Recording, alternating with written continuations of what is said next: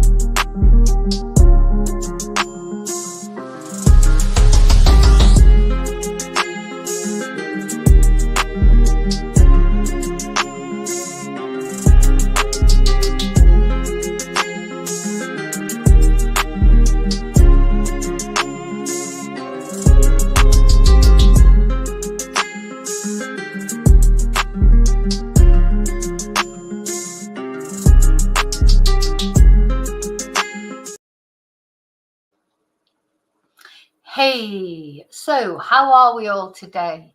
Now, if for those of you who know me, you'll know that I'm in mainland Spain.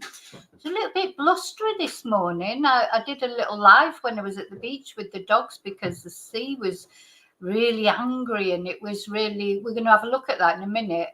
And I'm going to talk about that in a minute, and how strange it is that was the fact that it was really windy and wasn't cold really, but a little bit fresher this morning.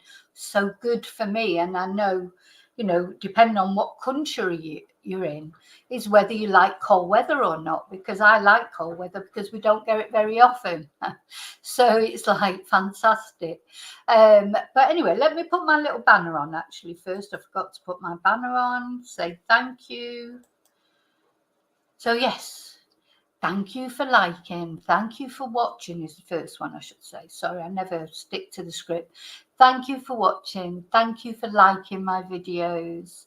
I really appreciate everyone who watches my videos. Special thanks, as always, goes to my members. Why not consider becoming a member if you want to support my channel? So to become a member, we have a special live stream every Tuesday night. And also you get exclusive, not only the exclusive live streams,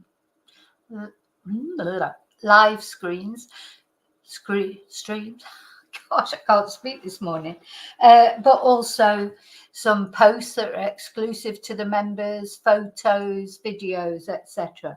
Also, you get to be able to use the members emojis, and you also get a discount on Spanish classes should you decide to to learn Spanish, because that, of course, is my other life as a Spanish teacher. And a special thanks as well to anyone who's bought me a Ko-fi, sent me a super sticker, PayPal me, supported my channel in any way, sent me a nice email, left me a nice message. I really appreciate all of your support. So today actually is a special day as well, because it is my son's birthday. And of course it's Friday the 13th. And my son was born on Friday the 13th. So you could say lucky for some, lucky for me, whichever way you look at it. Okay. So yeah, let's just have a quick look at this little video that I did this morning to show you isn't always hot in Spain. Where is it? It's not that one, is it? Which one is it? This one.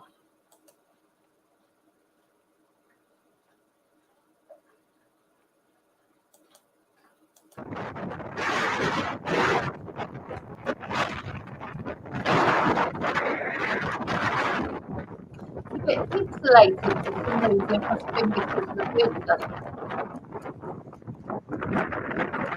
So my dogs were going mad because I tied them to that fencing so that I could take a video in peace. And they were going mad because they wanted to get off their leads. Now, Riley, I never let off his lead because you never get him back, especially if it's a bit of a cooler day. He will come back in the summer when he's really hot and he needs water. But on a morning like this morning, if I would have let him off, I probably wouldn't have seen him for 3 hours. So I didn't let him off. But I let Rocky off. He's as good as gold. He comes back just like that.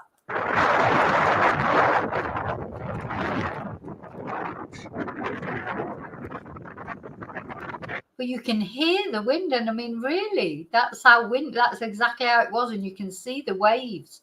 I was hoping that, because Rocky likes to have a little swim, but I was trying to keep him out of the sea because I thought, oh my God, he's going to get swept away.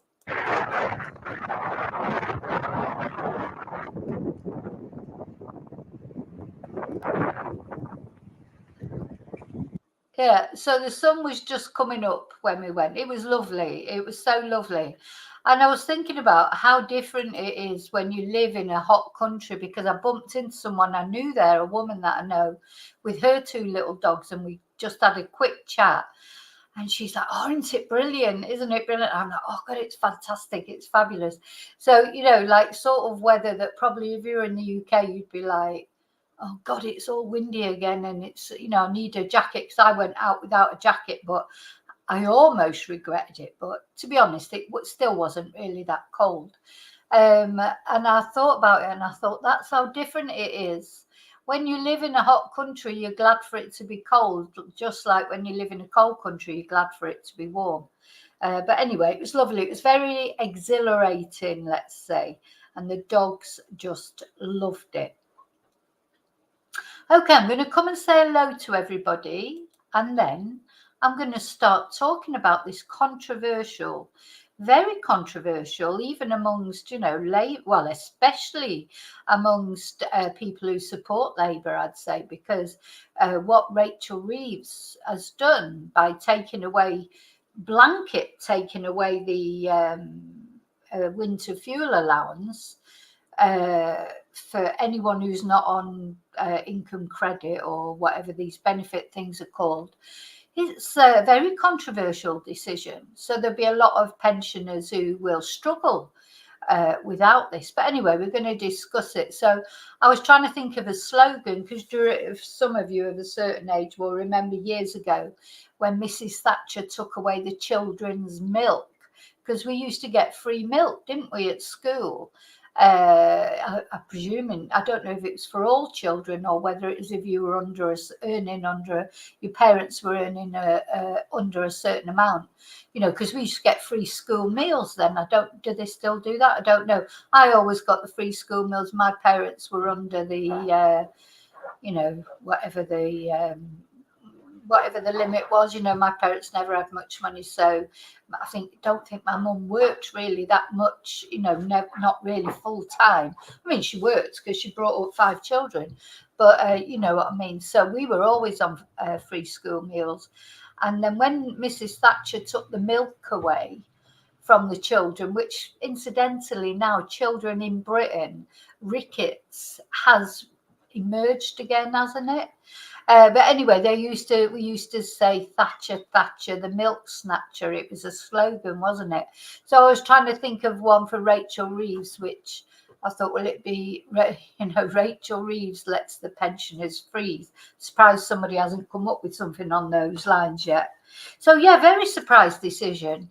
And we're going to look at it and what do we make of it, and you know, do you think it'll ever change? You know, there's been a big fuss about it, but it got carried through Parliament, and Labour MPs voted for it, so of course they'll be frightened of losing the whip. Anyway, first of all, I'll just say hello to everybody. Hi, Annie. So it's cold where you are. It's cold where you are already. Hi, Admit, but the sun is out in Somerset. Hi, BF. Hi, David. Hi, Kelly. You're just listening tonight. I expect it's bedtime for you, is it? Hi, Matthew. Yeah, I know. Exactly, Kelly. The thought of old people with their hot water bottles and blankets, like the olden times. Hi, David. And yeah, pensioners have contributed all their working lives. Yeah, there's something. My problem with it is the threshold. I'm going to explain that in a moment. I don't have a problem with means testing it, because not all pensioners are poor. That's something we have to remember. There's a lot of rich pensioners, very rich pensioners. Deborah Meaden from Dragon's Den was speaking on Twitter. She gets it. She gets it. Probably King Charles gets it. Camilla gets it. Everybody gets this. So because before the means testing, it was a blanket. I bet none of them give it back. I bet Deborah Meaden or King Charles or whoever, these rich pensioners, which there are loads of rich pensioners, and there are loads of pensioners who are quite well off, thank you very much. So it's not all pensioners are poor. We have to remember that. But to me, when I looked at the threshold of it, I just couldn't believe it. You know, I think the threshold is about £11,000 earning or something like that. That's just not on. I mean, the threshold could be 50,000, it could be 30,000. You know, some pensioners can afford to pay their bills, you know, because we always say the word pensioner and we always think of, you know, somebody poor and, you know, like you say, tucked up with their blanket and hot water bottle. But that isn't always the case.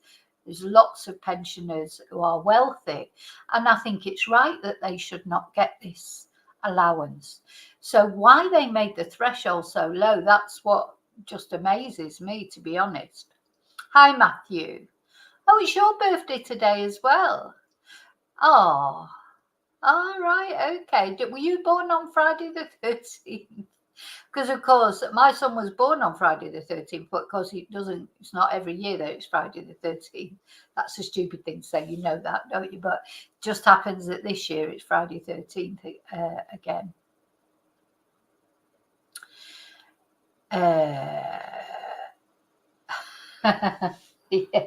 David would have been 6'4" if it wouldn't have been for Mrs. Thatcher taking away the milk.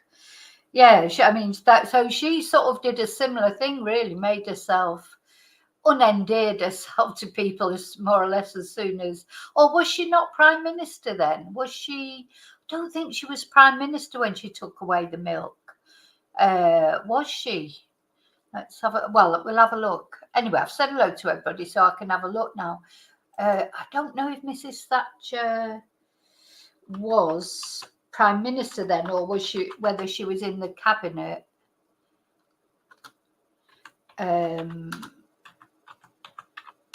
Should be the Education Secretary, I suppose. She was the future Prime Minister. So yeah, when she sponsored the legislation to eliminate free milk, Let's have a look at this. You know, you sort of expect it from Mrs. Thatcher. You know, it's just a surprise coming from the Labour government, isn't it? Thatcher, milk snatcher. So they dubbed her Thatcher, milk snatcher for sponsoring legislation to eliminate the free milk programme for students over the age of 7. The programme had its beginnings in 1940 when children and pregnant women were issued milk to prevent malnutrition that might be brought about by wartime shortages. And then 30 years later, with Britain mired in an economic crisis, Thatcher claimed that the free milk was too expensive, and she proceeded to steer through legislation and limited it to children under the age of 7. So she was dubbed Thatcher, the milk snatcher. And now, do you remember that? Sorry, I know we're digressing from what I'm going to talk about, which is the energy, sort of the fuel benefit, but it's do you remember how milk was then? You know, it was delivered, wasn't it? Do you remember that? The milkmen, my uncle was a milkman, and they would deliver it in the little foil topped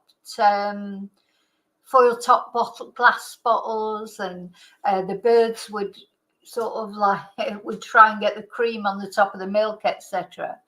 So you know, it's saying in here there does not appear to be an increase in any calcium deficiency conditions in Britain that can be attributed to the withdrawal of the free milk programme. And it says students were not enamored. I think this must have been written by a right-wing think tank, because students were not enamoured of the programme since the milk was usually not refrigerated and it curdled when the weather was warm. Yeah, they're trying to justify it or say that it didn't have a problem. When was this written? Because I must say, not that long ago, rickets reappeared, didn't it? Which we'd not had in Britain for a long time. Oh, so they're sticking up for her and saying that what's this? So I don't know who this is that's writing this, but they're obviously a fan of Mrs. Thatcher, because bottles were put out and Constant Watch revealed that magpies pecked. An analysis then showed this bacteria in the bottles. And so Mrs. Thatcher at the time was accused of undermining the health of children, may actually have prevented some bouts of serious bacterial infection. Oh, so she wasn't the milk snatcher. She saved the children. And some Thatcher opponents now claim that the ageing politician's bent appearance is a result of calcium deficiency and is just deserved for her crimes against children. Oh my God, what am I reading here? It's like some sort of office for separating. Well, there you go. Separating sense from nonsense. The Office for Science and Society. I was only trying to find out whether she was the Prime Minister or not when she did it. But anyway, she did it. And so it's similar, really, you know, because basically, virtually, as soon as Rachel Reeves became the Chancellor of the Exchequer, she did this, didn't she? It was a massive shock. Everyone was going mad. You know, everyone was going mad because, you know, we can't believe that a Labour government would do this. And as I say, for me, it's not so much that the means testing it. I think it's a good idea to means test it, but it's the threshold seems very low. You know, if someone who's only earning 11,000 a year or 12,000, or not earning but got an income of that from their pension, you know, there's always going to be somewhat. The thing is, wherever you put the threshold, there's always going to be some that just fall outside it. But it does seem very low. It just does seem very low. But hi, Michelle. You know, I don't know. What do you think the threshold should be? You know, should it be 20,000, 30,000? You know, when do you say now? Oh, and I've just thought on it, it's Matthew's birthday. I've got to sing him happy birthday in Spanish. So, cumpleaños feliz, cumpleaños feliz. Sorry, Matthew, it'd probably be the worst thing that you'd want on your birthday. Te deseamos todos cumpleaños feliz. Happy birthday, Matthew. So I've completely lost my train of thought now. So yeah, it was a shock, wasn't it? Because you don't expect. Now, it transpires that apparently not that long ago, the Conservatives were thinking of doing it. Kemi Badenoch, who's one of the possible future leaders of the Conservative Party, because of course the Conservative Party technically at the moment hasn't got a leader. It has got a leader. Rishi Sunak is still leader, but you never see. I mean, when do you ever really see him? Or he doesn't seem, he didn't have anything to say over the summer about the riots and all that sort of thing. But he's still there, but he's stepping back, isn't he?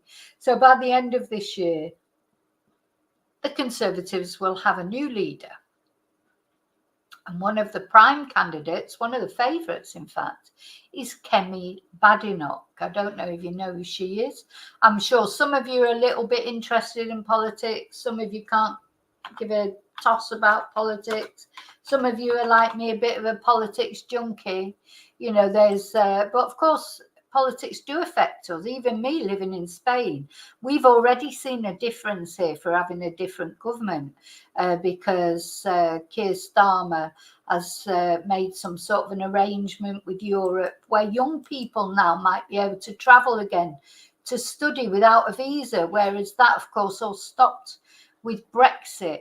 So Brexit has very much affected us all here in Spain and probably all expats because it affects our relationship with Europe. So although, you know, can see that it's not going to go backwards, and Keir Starmer's not going to make it go backwards, but a better relationship with Europe would only be a welcome thing as far as I'm concerned. You know, maybe a relaxing of the laws, because, you know, from next year, in the autumn of next year, you will all need a visa to come to Spain, you know, which and it'll work the other way as well. Don't forget, these things work both ways. It's not just the Spanish being horrible to the Brits. It'll work the other way, where Spanish people have to get a visa to go to Britain and stuff. So, you know, whereas before they didn't need all that sort of thing, and they could work freely in the UK. And of course, people from the UK could work freely in Spain as well. Now they need visas, they need residencias.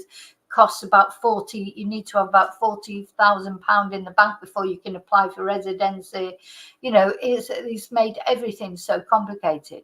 But anyway, this is Kemi Badenoch. She's one of the candidates for being your next Conservative leader, and she apparently was saying exactly this a couple of years ago, that this fuel allowance should be taken away from pensioners. So it's not the first time it's been mentioned. It's not the first time it's been thrown around as an idea.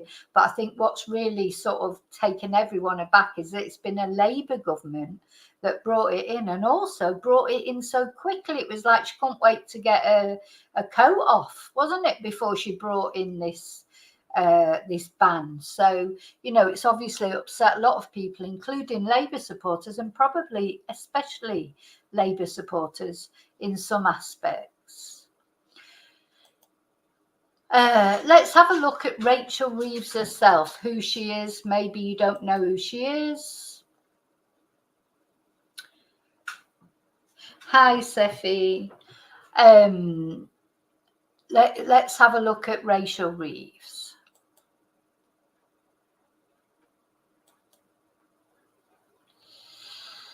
Oh, I'll show you a photo of her, and then I'm just going to read you out some things about her that you may or may not know.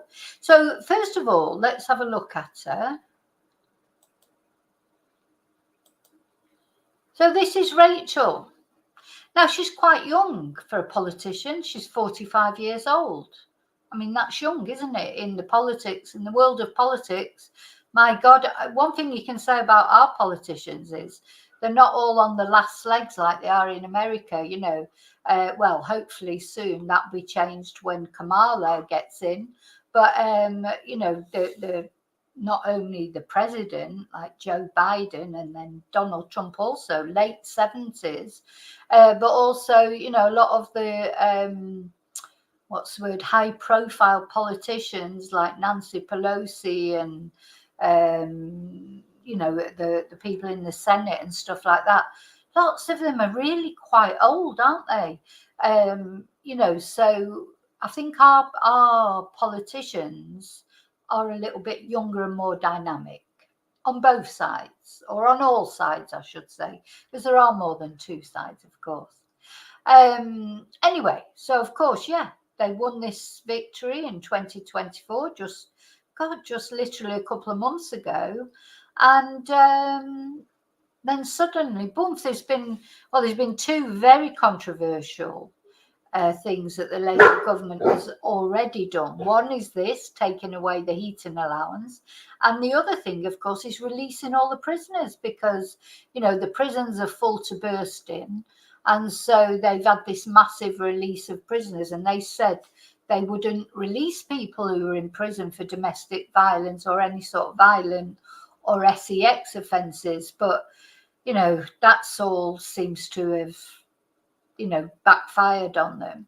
So I feel that they're getting all their unpopular things out of the way in the first couple of months, because obviously they're going to do all these, as many unpopular things as they have to do, and then by the time the next election comes around, which of course is 4 or 5 years away, they'll hopefully have been able to re-implement some things, or make some, you know, have some good news by then. That's probably what they're working on. You know, the idea that they're working on. Now, I do agree. I expect they've got a right mess to clear up. I do believe that. Just seemed a bit thingy, didn't it? Picking on the pensioners. You know, I'm sure. I mean, it's not the only thing they've done, but it's what's grabbed the most attention, isn't it?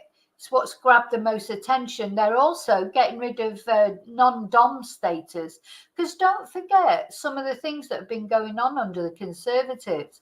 You know, people like Rishi Sunak's wife, who earns money from the UK but doesn't pay any tax because she's got this non-dom status. So, you know, that they're getting rid of that as well. There are other things that they're doing that will end up proving more popular, because of course that's what they should do, is take any money that they need to take it off people that can afford to give it. And then of course they're going to try and get back some of the, you know, there was the PPE scandals and this sort of chumocracy that we had with during COVID. You know, a lot of people made millions out of COVID, absolute fortunes, millions, to the expense of the British people. And so they need to sort of start looking at that and getting some money back from that as well. So we have to see how it goes. But as far as this particular thing is concerned, it really is a surprise. Now, I do think she will make a good chancellor. I think, you know, of course, it's a long game, isn't it? You can't tell. You know, 2 months won't tell. 2 years probably won't even tell. It takes time to sort of create a good economy, etc. But yeah, just a surprise that this particular policy was implemented. As I say, she hadn't even got a coat off from being the Chancellor, and she announced this policy. It's a real surprise, I'd say. Hi, Heather.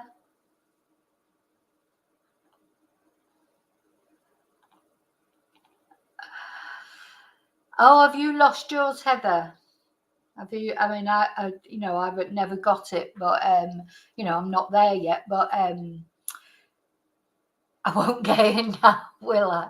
Well, the thing is, we did use, so because I remember years ago, and I've been looking up, so I thought pensioners Here in Spain still got it, but they don't. It was stopped apparently in 2015.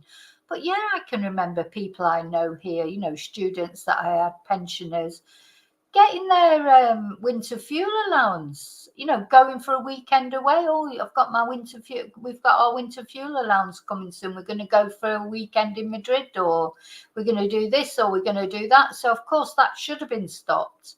You know, it just should, because your bills aren't as big here for a start, you know, in the winter. So that was something that definitely needed stopping.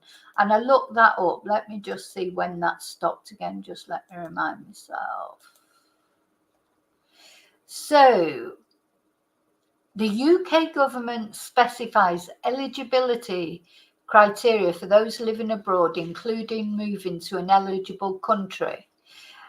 Before January, so how it used to be, you had to have moved there before January the 1st, 2021.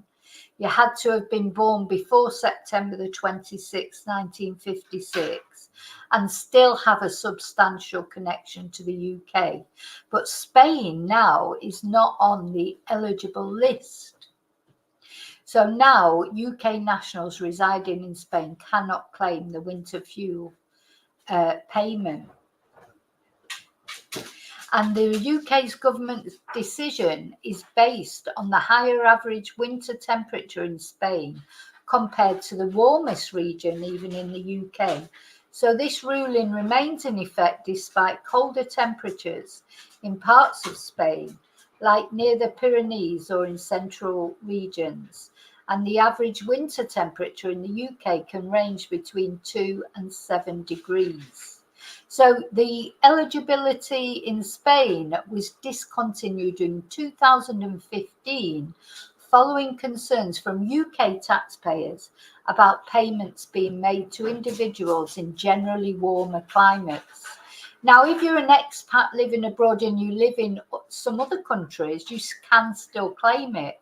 But I think they're like cold countries.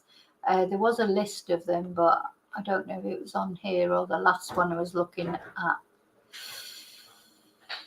Anyway, but in Spain you can't, and I think that's good. So I didn't know that it had stopped. I just knew that it used to be, because I've heard people talking about it, etc. And as I say, so, oh yeah, I'm going away for the weekend with my winter fuel allowance. You know, it's not for going away for the weekend. It's for paying your bills in winter because you're struggling to pay your bills. So let's just have a look what the actual government website says about it.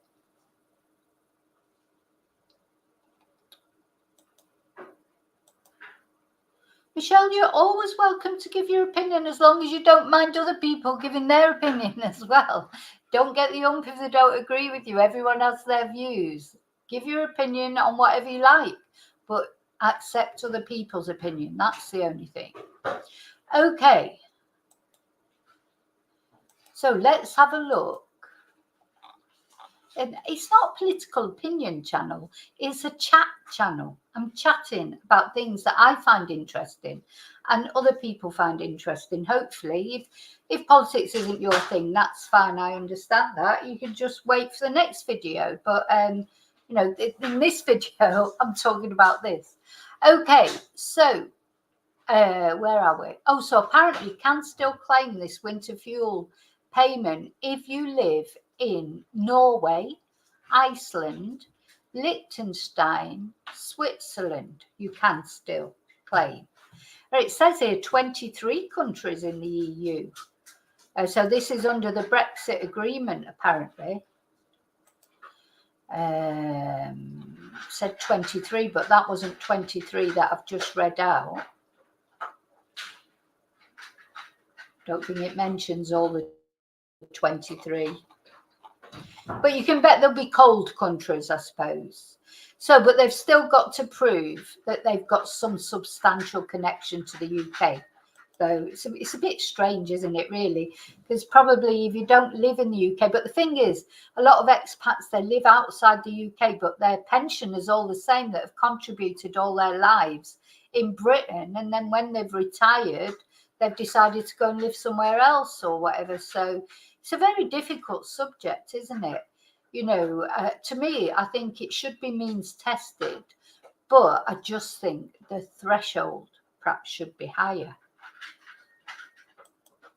So let's have a look where it says on the government website, it's breaking you into it gently. Changes to winter fuel payment eligibility rules. So the Chancellor of the Exchequer, Rachel Reeves, has announced that from winter 2024 to 25, households in England and Wales will no longer be entitled to the winter fuel payment unless they receive pension credit or certain other means tested benefits. So 10.8 million pensioners in 7.6 million households in England and Wales received the winter fuel payment for winter 2023-24. The Department for Work and Pensions estimates that 1.5 million individuals in 1.3 million households will receive a payment this year. So that's a big difference. So we're going from 10.8 million pensioners to 1.5 million pensioners receiving this heating allowance. And we're going from 7.6 million households to 1.3 million households. So that is a big difference, isn't it? It's a big difference. So the measure is part of a package of measures announced by the Labour government. I mean, what are they going to do next? You think I think it is just such a shock because nobody expects a Labour government, especially, to take things from pensioners. But as I say, we have to remember that not all pensioners are poor, and I just think they've got to do something about this threshold. It's too low. It's too low. They could make the threshold higher and, lift out of poverty the poorest pensioners who are just maybe above the threshold. And there's always got to be a threshold. There's always going to be somebody who's just above it. But if the threshold was an income of £20,000 a year or £30,000 a year, you've got a clearer, someone who's earning £30,000 a year or got an income of £30,000 a year, they probably can afford their bills, I would say. But, somebody who's earning £11,000 or has an income of £11,000 or £12,000 will really struggle to afford their bills, won't they? So anyway, apparently it's part of a package of measures announced by the Labour government aimed at making immediate savings following an audit of public spending. It's expected to save around 1.3 billion. It's a lot of money, of course. £1.3 billion in 2024-25 and £1.5 billion in subsequent years. So fair enough. I do agree, as I say, something had to be done. Why should Deborah Meaden get the fuel allowance? Why should King Charles get the fuel allowance? Or anybody who's really quite well off, why should they?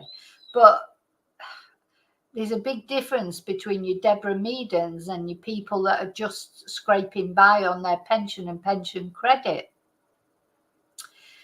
So apparently the winter fuel payment was introduced in 1997. So that was under a Labour government, was it? That would be Tony Blair's government, wouldn't it? Didn't he come in 1997? That's the year I moved to Spain, actually, because 1997. That's the year Princess Diana died, and or was Tony Blair in there? Then I'm not sure whether let's see who was Prime Minister in 1997.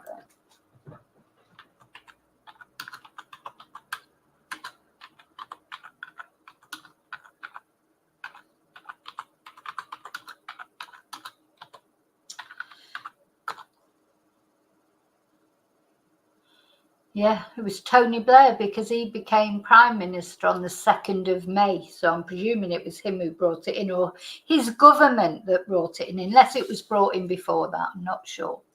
Now, of course, the argument would be from Labour.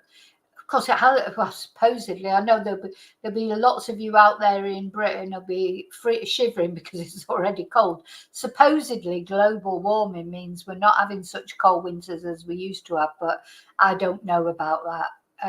That's probably one of the arguments they'll use. Also, what I did hear them saying the other day is, pensioners need other facilities like national health, etc. And so it's better to spend more money on those things and keep, the National Health Service going, etc. Other things, and that's why they're taking away this heating allowance. It does seem sort of tone deaf, doesn't it? It really does. But anyway, that's what they'll say.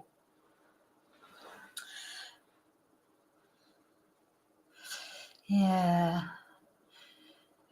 Well, so it's going anyway. It's gone. It's gone. It's going.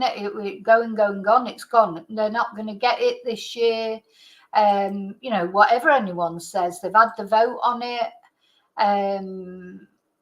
There was something else they were going to vote on, though, about it. But anyway, I think they should vote on the threshold. If they voted on what the threshold was, upping the threshold, I'm sure that could make it all a lot more palatable. Just make the threshold bigger. Nobody's disputing the fact that not all pensioners are poor. Not all pensioners are sat huddled in a corner over a little gas fire. Some pensioners have, great, thank you very much, got loads of money. We've got to remember that. We can't just think that all pensioners are the same. David, you just have to cover yourself with all your dogs.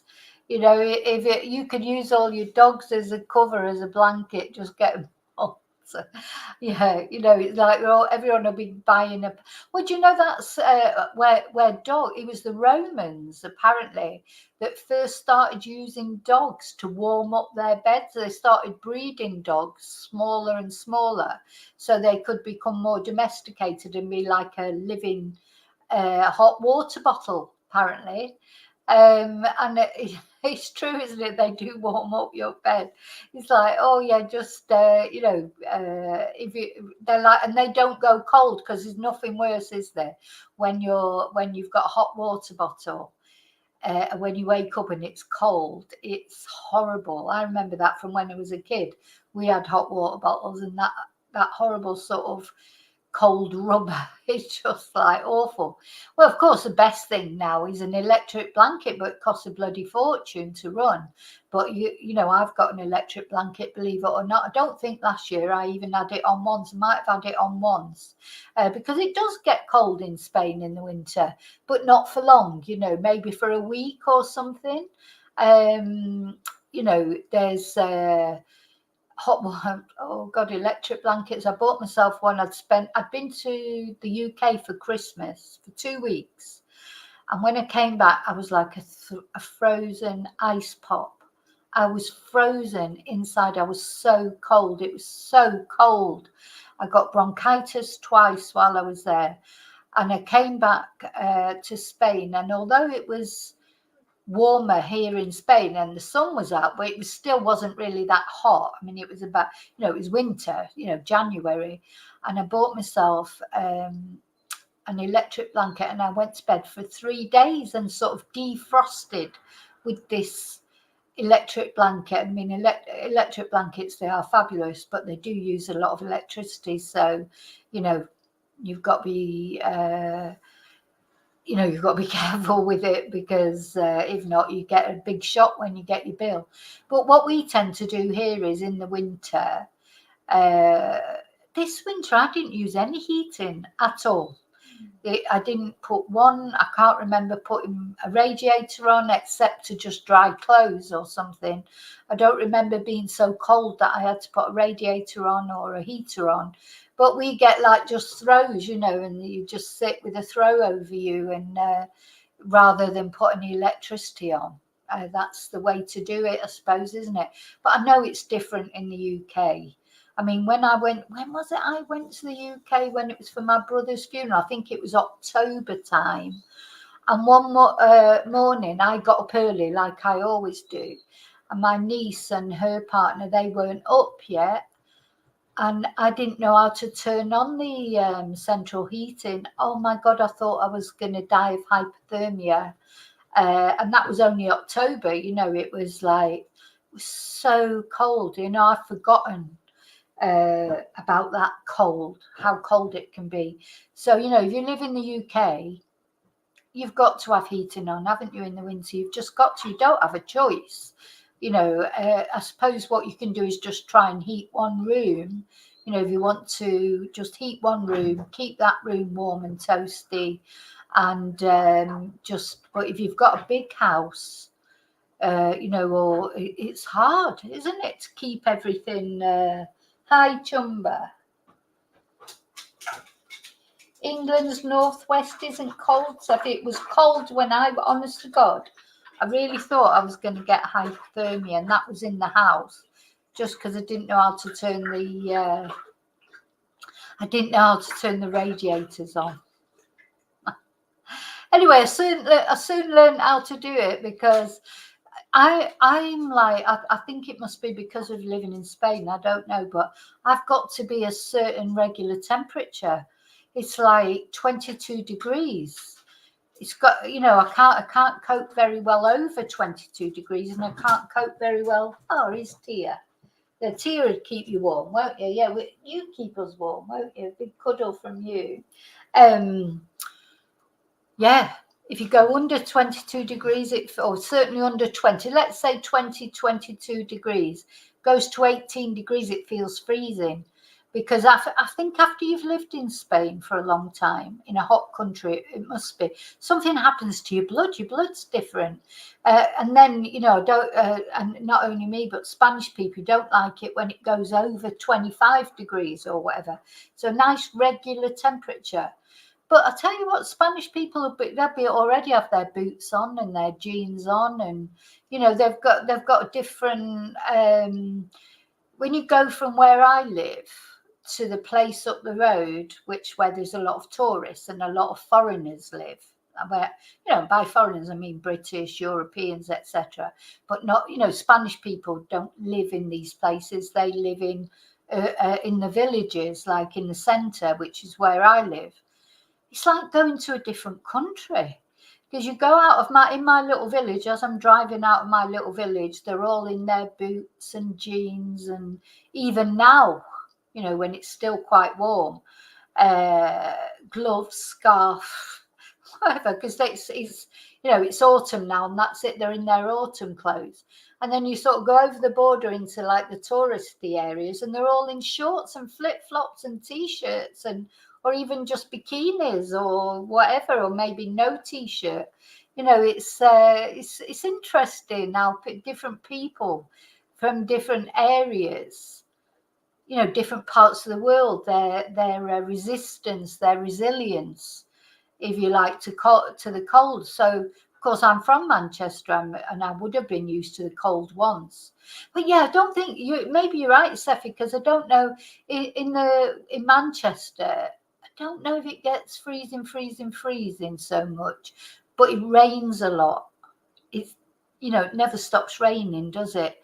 So maybe it's not so much the cold in Manchester as just the wet and dampness. And then when I went to live in Reading in the south, it was a completely different climate. Thought I'd moved to a foreign country. It was much warmer in the Thames Valley. So,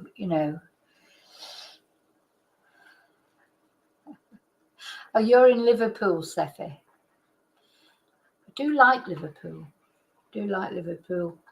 Apart from the football team, of course. Hi, Maggie.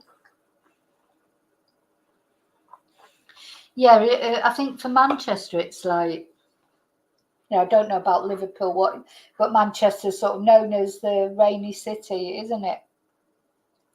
And it never stops raining. So, sorry. So, yeah, course, getting on a tangent as always. So let's have another read what they're saying on the government website. And in fact, I'm going to show you this because it's showing like the disagreements. No, just a load of arguing, Maggie. That's all you've missed. We're all having a good argument about politics. No, we're not. We're having a good discussion about this decision to remove the winter fuel payments. So what is the winter fuel payment? So the winter fuel payment is an annual tax-free lump sum payment intended to give older people reassurance they can afford to heat their homes in winter.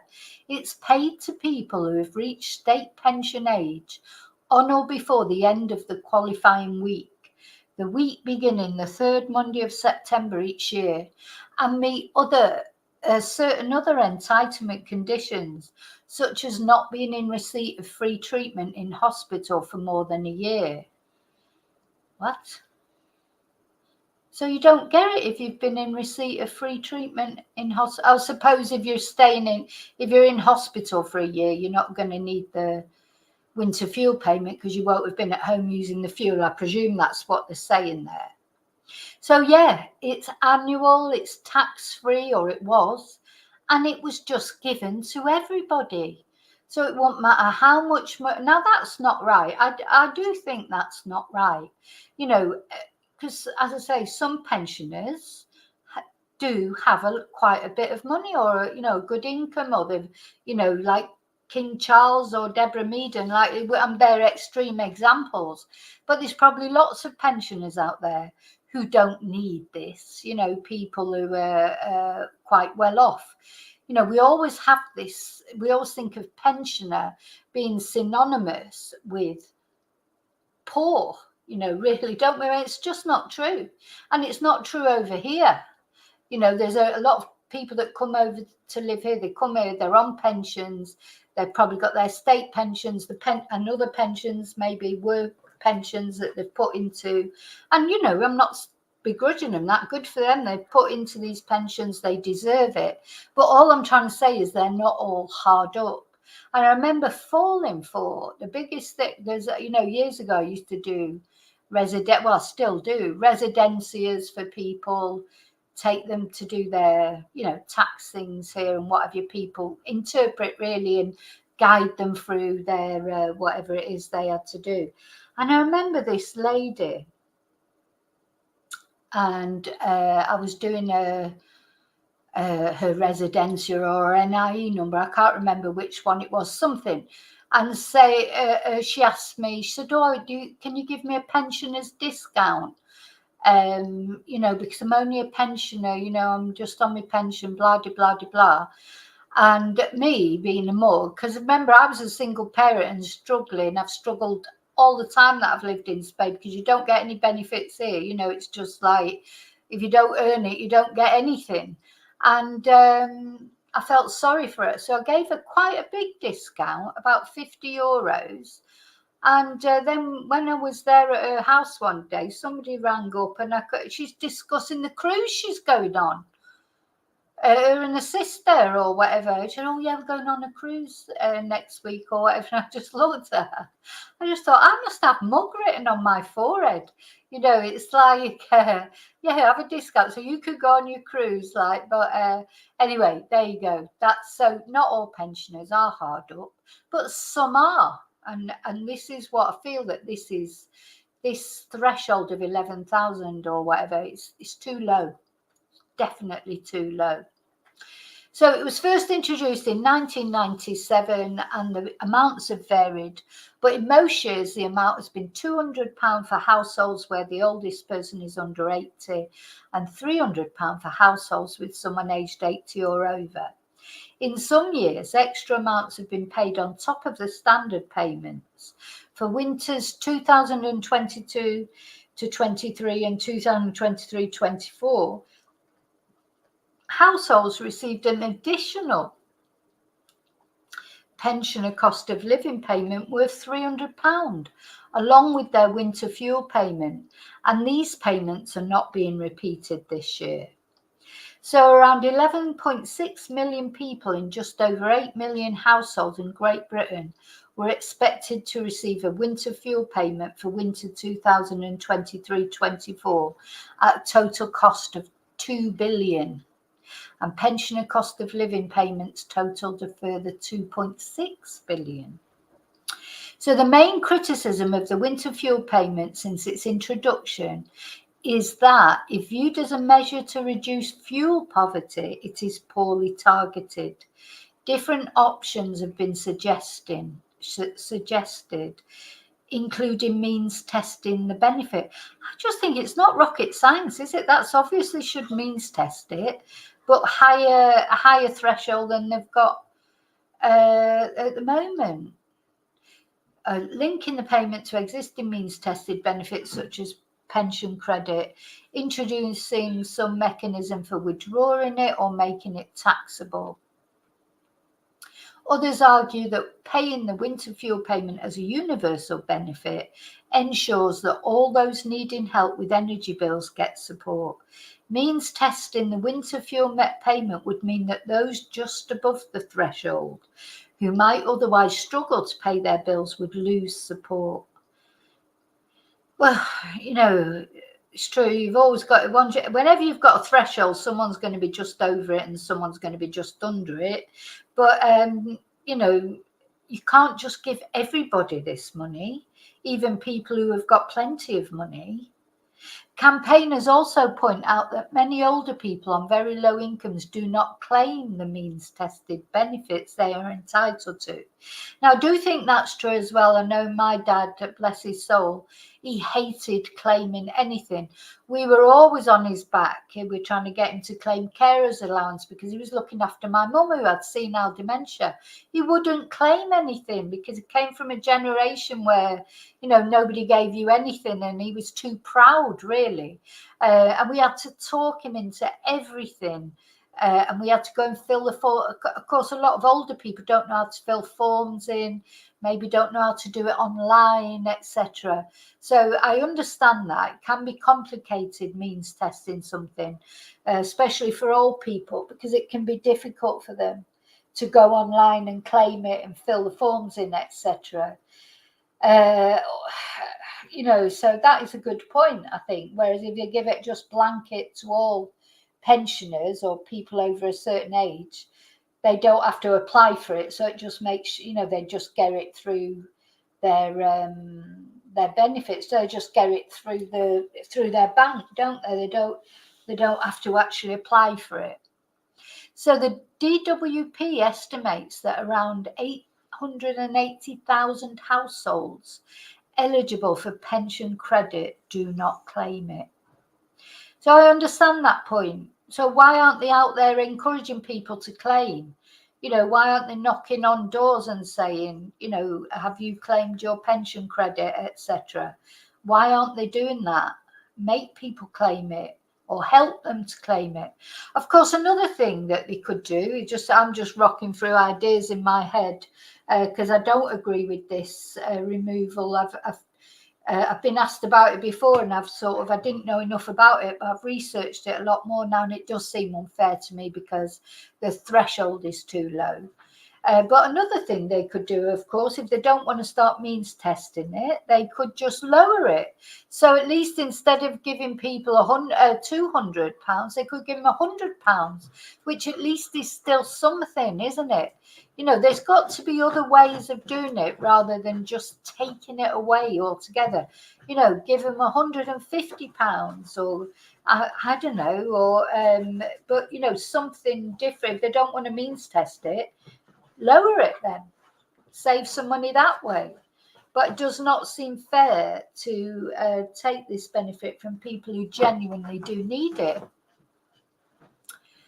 So encouraging low-income households to claim pension credit. Now, you might know someone. I'd say to any of you out there, it might be you or it might be someone anybody to encourage, check on sort of older people that have they applied for these things? Are they entitled to them? If they don't know how to go about applying for them, try and help them to do so. Thing is, what I found, some people know all about benefits, don't they? Some people have been on benefits most of their lives. They're the ones, they know everything, they know what to claim. I used to work at the Department of Health and Social Security when I was 19, 20, 21. I was there 2 years.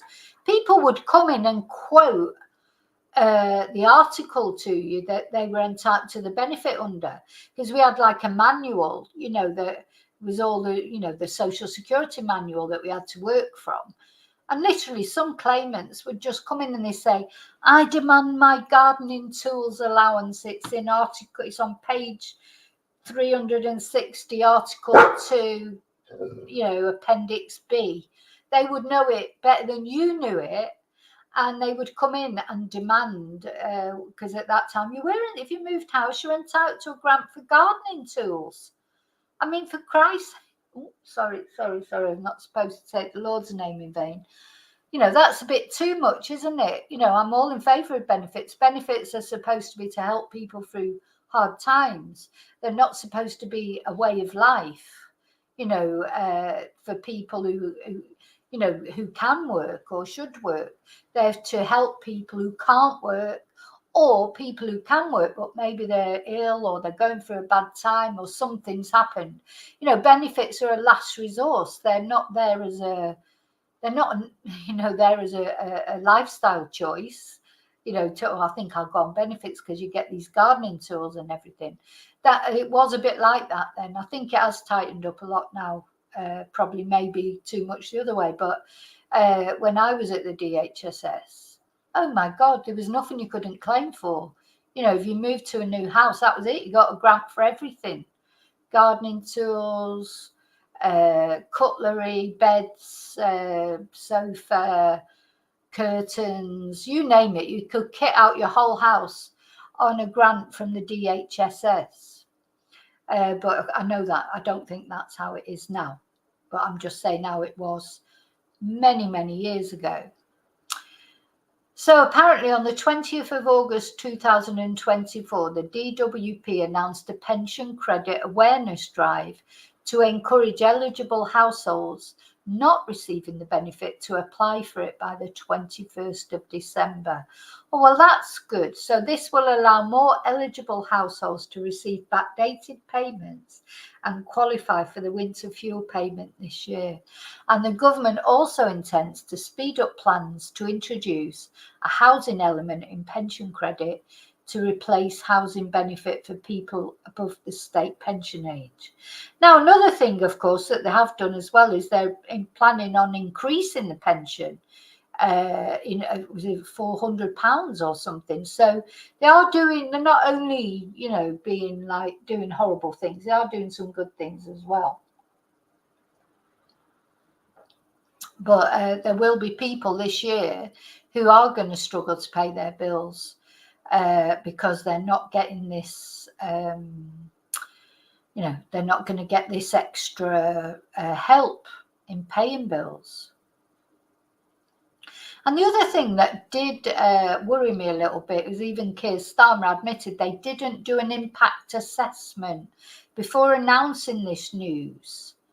Well, it says here as well, the Department of Work and Pensions has not prepared a full impact assessment for the regulations because it says the changes will have no significant new impact on business, charities or voluntary bodies. Well, I don't know about that. I mean, why did they have to do it so quick? Even if they said, oh, we're going to do this next year and we're going to spend the year building up to it, assessing the impact, and it just seems odd to me that they've just suddenly gone, as I say, Rachel Reeves just practically didn't even get a coat off before she announced this in number 11. So, it was a very, what's going on, people? What? Who's calling who a witch?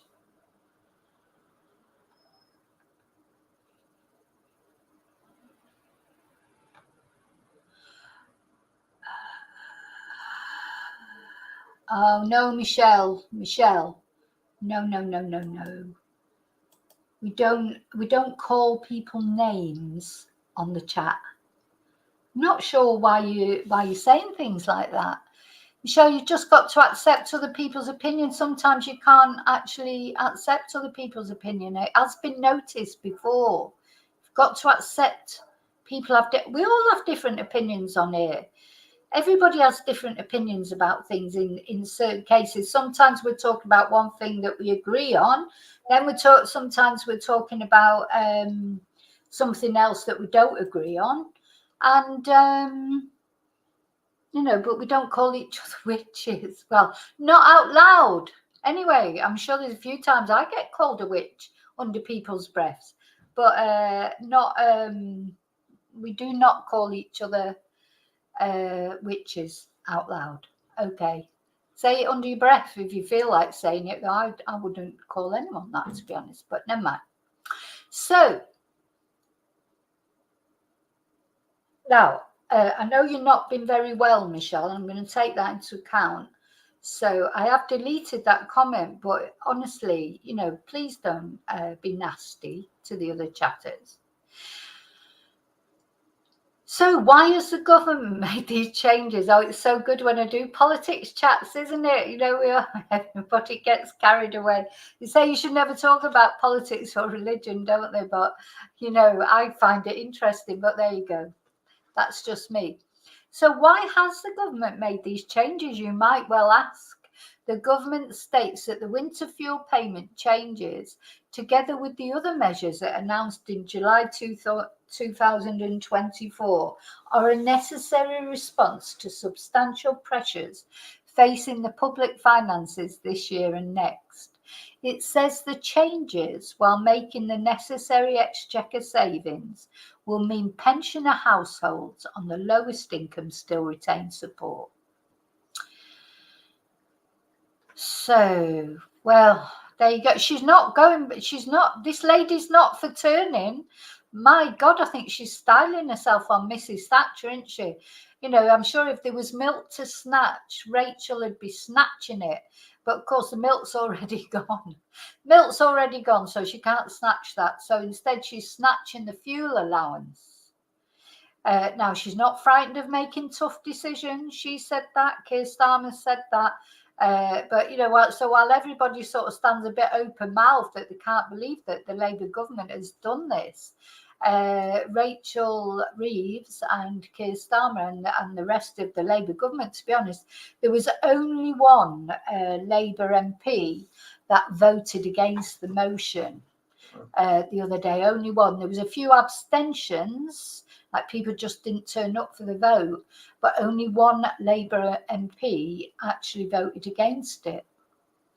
So the Chancellor of the Exchequer, Rachel Reeves, has said this was a tough choice and not one she wanted to make or expected to make. But she argues it will help put the public finances on a firmer footing. And she has committed to retain the state pension triple lock for the duration of the Parliament. So the response, well, we know what the response has been. It's been not very good, has it? Some commentators and pressure groups oppose outright the government's decision to end the universal winter fuel payment, highlighting continuing cost of living pressures on pensioners and the forthcoming increase in the energy rise cap from the 1st of October. Yeah, because it's going up, isn't it? The energy is going up again as well. Though they do say they're going to bring in some sort of energy thing, but we'll see. Withdrawing the winter fuel payment from most pensioners would, they say, leave many facing a heat or eat choice this winter. I think a lot of people are already facing that choice, aren't they? Even families and things, everything's gone up so much. I mean, I was thinking that the other day in the supermarket, just incredible, really. Even, here in Spain, it's the same. The cost of living crisis has kicked in here.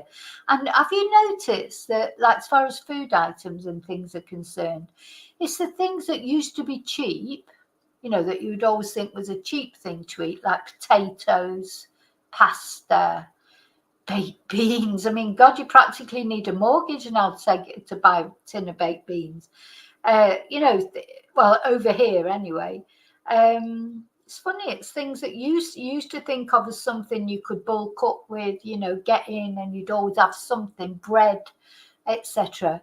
They're the things that seem to have gone up the most. And as I think I was saying in a previous stream, olive oil, oh my God, it's like gold dust. So others question the mechanism the government has chosen to restrict eligibility for the winter fuel payment. Basing eligibility on receipt of means-tested benefits creates a cliff edge where people who just miss out on benefits lose support completely. Pensioners eligible for but not claiming pension credit would also lose the winter fuel payment. Welfare rights organisations question whether the DWP has sufficient staff to process an increase in claims resulting from pension credit awareness campaign. They argue that the winter fuel payment changes should be put on hold to allow time to consult on them. I would agree with that. No changes should be made until pension credit take-up rates have increased significantly. Well, that sounds logical, doesn't it? Some commentators argue that the government should consider other options for reforming, limiting payments to household on lower council tax bands, making the payment taxable, or only paying it to older pensioners. I don't think that's right. I think they should just have a higher threshold. Doesn't seem like rocket science, or maybe I'm missing something. However, the other options could be complex to administer and save less money. Yeah, I suppose what they're thinking is if they just blanket take it away without any means testing, without any, it's just easy to do. It doesn't cost much money to do. Whereas if they start means testing, start looking into it more, then what they've got to pay to do that means, what they've got to pay to do that means the cost that they're saving is less. Just coming back to the chat for a minute, make sure you're not all knocking each other out. Hi, Julie.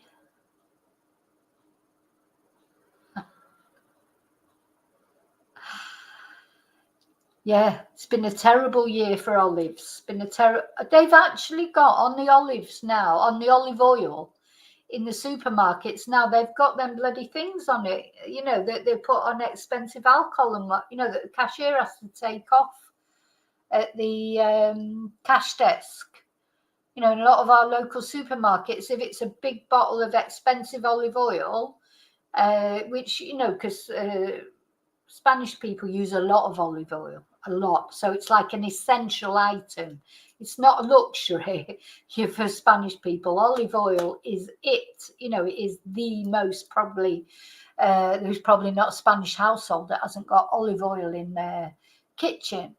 And whereas vegetable oil is really cheap, that did become expensive when the Ukraine war broke out. But then it's gone back to its normal price now, more or less. It's about €1 for a bottle of sunflower oil. But Spanish people don't want to use sunflower oil. They want to use olive oil. So they buy these great big carafes. They're about €50 now. So, but they have locks on them, or they're behind locked shelves. And, it has got, I don't know if you've noticed, Julie, but I did notice that the olive oil has gone down a little touch. So whereas a bottle of olive oil I would have bought before all this cost of living stuff might have cost €4, then it went up to €10. And now it's probably gone back down to maybe €6 or €7. So it's a little bit less, but still a lot more than it was a while ago. So £4.25 for 250. Yeah, £6 a bottle, David. That's the same. Well, here it'll be it's about €6 or €7. And 250 millilitres, I'm rubbish with numbers, as you know, so I don't know how big that is. I've stopped using olive oil. I use sunflower oil now, but I think that'd be hard for Spanish people to do. And if I get in olive oil, I have to hide it because it disappears too quickly. Somebody uses too much of it. But it is lovely olive oil, and you can get really lovely ones. The more, and it does taste better the more you pay. It's definitely true that if you buy expensive ones, they do taste better. But yeah, that's olive oil. So, and olives, I don't know if olives themselves have gone up really. It just seems to be the olive oil. Yeah, well, you know what I do, BF, for the spray thing. So I bought a spray bottle, just a normal plastic bottle, like from the Chinese shop, or the pound shoppers. There's Chinese shops here that are like pound shops, I suppose. And I put a little bit of oil in there, and then put water. That's all it is. It's olive oil and water. That's all it is in those sprays. It's not really anything else. So I just make my own spray. Because they're expensive, those sprays. Anyway, where was I? So the House of Lords Secondary Legislation Scrutiny Committee has said it is unconvinced by the government's reasons for the urgency attached to laying the regulations. It says it seems the policy has been introduced at a pace that prevents appropriate scrutiny, particularly as the Department of Work and Pensions explanatory memorandum lacks information about the expected impact of the policy change, and because the Social Security Advisory Committee was not pre-consulted. Now, in Scotland and Northern Ireland, so those of you who are in Scotland, I think you've still got it, haven't you? Let's see, it says the Scottish Government was going to introduce a new benefit, the pension age winter heating payment, to replace the UK government's winter fuel payment on a like-for-like basis. Oh, it's going to follow the UK. No, so the Scottish Government has said that the cut to its funding had left it with no choice, and it will follow the UK government's decision to restrict payments. And the Northern Ireland executive has said that despite its deep concerns about the Chancellor's decision, it will also make the changes. So, bearing in mind, do you remember those crap sculptures we looked at yesterday of the Queen and Prince Philip? I mean, how much did they cost? They spend money on all these weird and wonderful things, like, as if two bronze crap statues were really necessary. And I know those in themselves won't be £1 billion or whatever, or so many billion. But if you took all the daft things that they do and saved that money instead, and put that together and gave it to a pensioner, a poor pensioner, it's just, I don't know. So I have to say, yeah, I'm not happy with this Labour government for this threshold being so low. I'm like, what are you doing? You're a Labour government. What are you doing taking these payments off people who need them? I've got nothing against them taking the payments off people who don't need them. And I agree that not all pensioners are poor.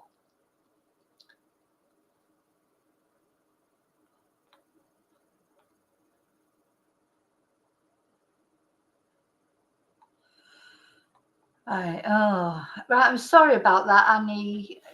Look, Michelle, honestly, sometimes you are quite nasty. I've seen you be nasty on here before now, and people have mentioned it. You've got to let people have their views. Just because people don't agree with you, they have their views, and being nasty to people, it's horrible. Imagine making someone feel like that. You've made comments about single parents. There's various things that you've said, and I've just skated over it. You can't do that. I'm sorry. I tell you, the next time you make a comment like that, I'm just going to ban you from the channel, because Annie's been a regular for a long time, and she has her views like everybody has their views, and now you've upset her. So just think that's probably just think about how you're making people feel. So, that's a bit last chance saloon, Michelle. And if you don't like it, I'm sorry. I'm just not having it. So there you go. Annie, don't you go. Don't you go.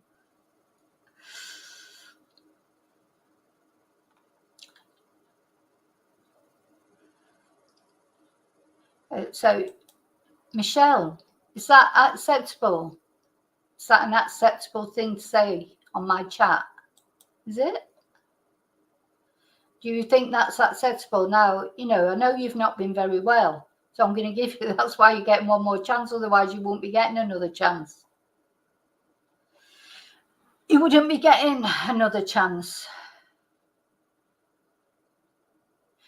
It's not, look, Michelle, it's not a question of standing your ground or standing your opinion. It's referring to someone as a witch or a flake, calling people names. Can you not see that that is not acceptable? It's not having your opinion.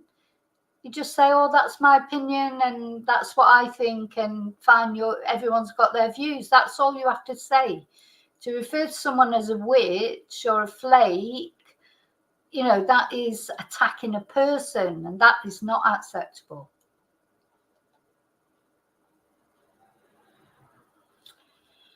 I think next time we need to talk about something like less controversial, like religion, or let's talk about immigration, or this is it. I don't want to be coming on here and thinking, oh God, I can't say what I think. This is my channel. I can give my opinions, and people will either agree or they don't agree. That's it doesn't make any difference to me whatsoever. If somebody doesn't agree with me, I don't care. I don't hate them because they've got different views, unless they're like openly sort of like nasty about people and things, then that does bother me. But I don't mind if I support Labour and somebody else's monster raving loony party, or even Nigel Farage, or even Donald Trump, or whoever they support. I don't care. But the thing is, they have to accept, we all have to accept that we all have our views, and we have to accept people's views and not call someone a name because they don't agree with us. Do you see what I'm saying? David, exactly. It's not Madison Square Garden. It's not Hyde Park Corner. It's not, look, this will be, oh, I've got to put this on now. I've got to put this on. When I can find it, of course. No, it's not the riots.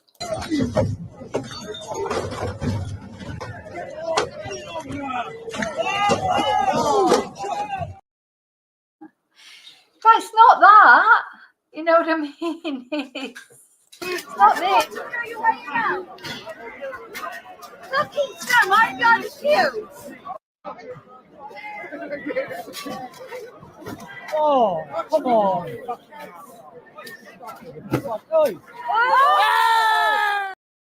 Hey, that's my chat today, isn't it? Oh my God, what's going on?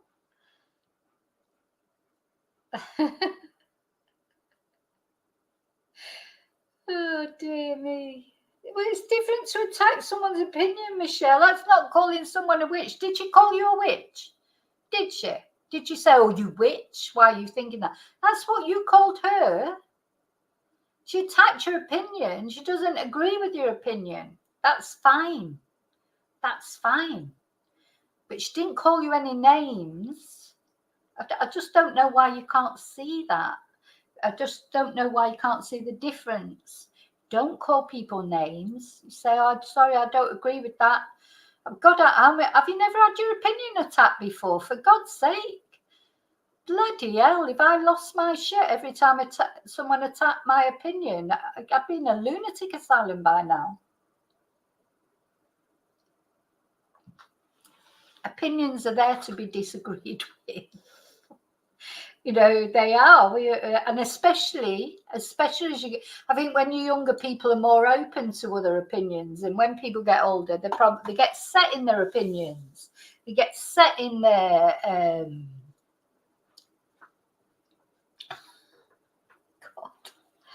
Michelle, you can express your opinion. You can't call someone a witch. If you want to go and find another great channel, like Chumba's saying, there's loads of great channels you can call someone a witch and you won't get chucked off. Go on those channels. Honestly, if you're looking for a channel where you can call someone a witch and it not matter, and also upset a lot of other people in the chat, and upset me, and incidentally, it is my channel. You know, it's like you can go wherever you like, and if you think you can go on other channels and call people names, then go on other channels and call people names, or find another channel where people agree with you in every single thing you say. Yeah, go on Twitter. Well, exactly. You can't call someone a witch, whatever channel you go on. You can go on Twitter and call someone whatever you like, apparently. Oh, dear me. Ah, God. Michelle, are you on something today? I'm sorry. I know you've been poorly. I'm really trying to. I know you've been through a hard time. So I'm really trying not to wonder sort of what this is all about, because maybe it's just because you've had enough. And that's fine. You're going for, but what you've got to remember is a lot of people are going through stuff. You know, you don't know what anyone's going through in their lives, and I think probably everybody's going through something one way or another. So, you know, calling someone a witch, I think you've got to think, would you like it if somebody called you a witch? If someone on the chat now said to you that you're a witch, would you like it? No, probably not. But anyway, yeah, I think so. Maybe next time we'll talk about, I don't know, what Disney films, fluffy animals, something that I just honestly, you know, and anyway, so I'm getting into it now. So no. So we're going to be nice. So is there anything we can agree on? Like, can we agree that the threshold should be higher with this? Now, politics always gets people going, you know, it always does. That's part of the fun of it in my eyes, you know, but to me, it's a debate. It's a thing you debate, not a thing that you just say, well, I'm right and you're wrong, and if you don't agree with me, then you're attacking my opinion. No one's attacking your opinion. They're disagreeing with your opinion. They're not attacking it. You know, it's yours. It's your opinion. It belongs to you. You own it. Nobody can stop you from thinking what you want. Nobody. So, you know, that's fine, but you can't be calling people a witch. So I'm not having that. Definitely not having